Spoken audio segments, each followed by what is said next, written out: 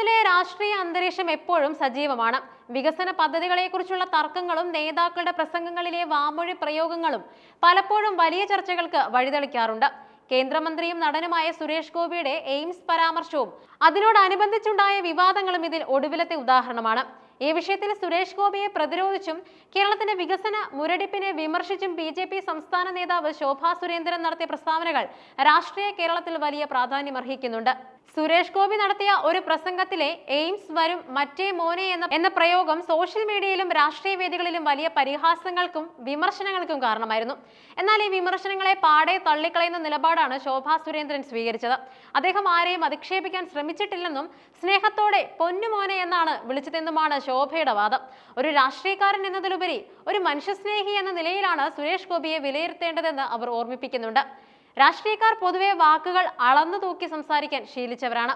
എന്നാൽ സുരേഷ് ഗോപി അങ്ങനെയല്ല. തന്റെ ഉള്ളിലുള്ളത് തുറന്നു പറയുന്ന സ്വഭാവമാണ് അദ്ദേഹത്തിൻ്റെത്. വാക്കുകളിലെ പിശകുകളേക്കാൾ ഉപരിയായി അദ്ദേഹം ചെയ്യുന്ന പ്രവർത്തികളെയാണ് ജനങ്ങൾ നോക്കേണ്ടത്. എത്രയോ പാവപ്പെട്ടവർക്ക് തണലാകുന്ന വ്യക്തിയാണ് അദ്ദേഹം. അതിനാൽ തന്നെ അദ്ദേഹത്തിന്റെ സംസാര ശൈലിയെ രാഷ്ട്രീയ ലാഭത്തിനായി വളച്ചൊടിക്കുന്നത് ശരിയല്ലെന്ന ശക്തമായ പ്രതിരോധമാണ് ശോഭ ഉയർത്തിയത്. കേന്ദ്രത്തിന്റെ നിലപാട് കേരളത്തിന്റെ ദീർഘകാലമായുള്ള ആവശ്യമാണ് ഒരു എയിംസ് ഹോസ്പിറ്റൽ. ഇതിനായി സംസ്ഥാന സർക്കാർ കോഴിക്കോട് കിനാനൂരിൽ സ്ഥലം കണ്ടെത്തുകയും ചെയ്തിട്ടുണ്ട്. എന്നാൽ കേന്ദ്ര ബജറ്റിൽ കേരളത്തിന് എയിംസ് പ്രഖ്യാപിക്കാത്തത് വലിയ പ്രതിഷേധങ്ങൾക്ക് കാരണമായിരുന്നു. ഇതിനുള്ള മറുപടിയും ശോഭാ സുരേന്ദ്രന്റെ വാക്കുകളിലുണ്ട്. കേന്ദ്ര സർക്കാർ വെറുതെ വാഗ്ദാനങ്ങൾ വാരിക്കോരി നൽകുന്നവരല്ല. തിരഞ്ഞെടുപ്പ് മുന്നിൽ കണ്ട് നടപ്പാക്കാൻ കഴിയാത്ത കാര്യങ്ങൾ ബജറ്റിൽ തിരികെ കയറ്റുന്ന രീതി നരേന്ദ്രമോദി സർക്കാരിനില്ല. മറിച്ച് പറഞ്ഞ കാര്യങ്ങൾ നടപ്പാക്കുകയും ബജറ്റിൽ ഇല്ലാത്ത വികസന പദ്ധതികൾ പോലും ജനങ്ങളിലേക്ക് എത്തിക്കുകയും ചെയ്യുന്നതാണ് കേന്ദ്ര നയം. കേരളത്തിൽ എയിംസ് സ്ഥാപിക്കുന്ന കാര്യത്തിൽ കേന്ദ്രത്തിന് വ്യക്തമായ പ്ലാനുണ്ട്. ഉചിതമായ സമയത്ത് ഉചിതമായ സ്ഥലത്ത് അത് വരിക തന്നെ ചെയ്യും. സംസ്ഥാന സർക്കാർ നിർദ്ദേശിച്ച സ്ഥലം മാത്രമല്ല കേന്ദ്രം പരിഗണിക്കുന്നത്. കൃത്യമായ പരിശോധനകൾക്കും പഠനങ്ങൾക്കും ശേഷം മാത്രമേ ഇത്രയും വലിയൊരു പദ്ധതിക്ക് അനുമതി നൽകാൻ സാധിക്കൂ. ഇനിയും സമയം വൈകിയിട്ടില്ലെന്നും വികസന കാര്യത്തിൽ രാഷ്ട്രീയ കലർത്താതെ കേന്ദ്രവും സംസ്ഥാനവും ഒരുമിച്ച് പ്രവർത്തിക്കണമെന്നും ശോഭ ആഹ്വാനം ചെയ്യുന്നുമുണ്ട്.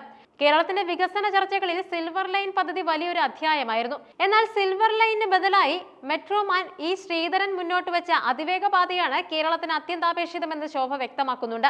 RRTS പോലുള്ള പദ്ധതികൾക്ക് ആവശ്യമായ ജനസാന്ദ്രതയോ സാഹചര്യങ്ങളോ കേരളത്തിൽ ഇല്ല എന്ന സാങ്കേതിക വശം അവർ ചൂണ്ടിക്കാട്ടുന്നുമുണ്ട്. ഇവിടെയാണ് ഈ ശ്രീധരന്റെ പ്രസക്തി. കേരളത്തിന്റെ ഭൂപ്രകൃതിക്കും ആവശ്യങ്ങൾക്കും അനുയോജ്യമായ ഒരു പദ്ധതിയാണ് അദ്ദേഹം വിഭാവനം ചെയ്തത്. സംസ്ഥാന സർക്കാർ സ്വന്തം അഹന്ത മാറ്റിവെച്ച് ഈ ശ്രീധരനുമായി ചർച്ച നടത്താൻ തയ്യാറാകണം. രാഷ്ട്രീയ വിയോജിപ്പുകൾ വികസനത്തിന് തടസ്സമാകരുത്. ശ്രീധരനെ പോലെയുള്ള ഒരു വിദഗ്ധന്റെ സേവനം ഉപയോഗപ്പെടുത്തി അതിവേഗം പാത യാഥാർത്ഥ്യമാക്കാൻ സർക്കാർ ശ്രമിക്കണം. അടുത്തിടെ കേരള രാഷ്ട്രീയത്തെ പിടിച്ചുലച്ച ഒന്നായിരുന്നു കണ്ണൂർ മുൻ ജില്ലാ പഞ്ചായത്ത് പ്രസിഡന്റ് PP ദിവ്യയുമായി ബന്ധപ്പെട്ട വിവാദങ്ങൾ. അവർ BJPയിലേക്ക് പോകുന്നുവെന്ന തരത്തിലുള്ള പ്രചാരണങ്ങൾ സോഷ്യൽ മീഡിയയിൽ സജീവമായിരുന്നു. എന്നാൽ ഈ വാർത്തകളെ പരിഹാസത്തോടെയാണ് ശോഭാ സുരേന്ദ്രൻ നേരിട്ടത്. നാവുകൊണ്ട് ഒരു മനുഷ്യനെ അറുത്തുകൊന്ന ആൾ എന്നാണ് PP ദിവ്യയെ ശോഭ വിശേഷിപ്പിച്ചത്. അത്തരത്തിലുള്ള വ്യക്തികൾക്ക് BJPയിൽ ഇടമുണ്ടാകില്ലെന്ന് അവർ തറപ്പിച്ചു പറഞ്ഞു. CPMന്റെ രാഷ്ട്രീയ ശൈലിയെയും അവർ രൂക്ഷമായി വിമർശിച്ചു. രക്തസാക്ഷി ഫണ്ട് തട്ടിപ്പ് പോലുള്ള കാര്യങ്ങൾ പുറത്തു വന്നതോടെ CPM ഒരു സ്വത്വബോധമില്ലാത്ത പാർട്ടിയായി മാറിയിരിക്കുകയാണ്. അഴിമതിയും ക്രിമിനൽ സ്വഭാവമുള്ള നേതാക്കളും പാർട്ടിയെ അധപ്പതിപ്പിച്ചിരിക്കുകയാണെന്നും അവർ ആരോപിക്കുകയുണ്ടായി. ശോഭാ സുരേന്ദ്രന്റെ പ്രസ്താവനകൾ വിരൽ ചൂണ്ടുന്നത് കേരളത്തിലെ മാറിക്കൊണ്ടിരിക്കുന്ന രാഷ്ട്രീയ സമവാക്യങ്ങളിലേക്കാണ്. വികസനം എന്നത് കേവലം ബജറ്റ് പ്രഖ്യാപനങ്ങളല്ല, മറിച്ച് പ്രായോഗികമായ നടപ്പാക്കലുകളാണെന്നും അവർ വിശ്വസിക്കുന്നുണ്ട്. സുരേഷ് ഗോപിയെ പോലെയുള്ള നേതാക്കൾക്കെതിരെയുള്ള വ്യക്തിപരമായ ആക്രമണങ്ങൾ വികസന ചർച്ചകളെ വഴിതിരിച്ചുവിടാനാണെന്ന BJPയുടെ നിലപാടാണ് അവർ വ്യക്തമാക്കുന്നത്. എയിംസ്, അതിവേഗ പാത തുടങ്ങിയ പദ്ധതികൾ രാഷ്ട്രീയ വൈരാഗ്യം മറന്ന് നേടിയെടുക്കാൻ കേരളം ശ്രമിക്കണമെന്ന നിർദ്ദേശം വരും ദിവസങ്ങളിൽ വലിയ ചർച്ചകൾക്ക് വഴിമരുന്നിടും.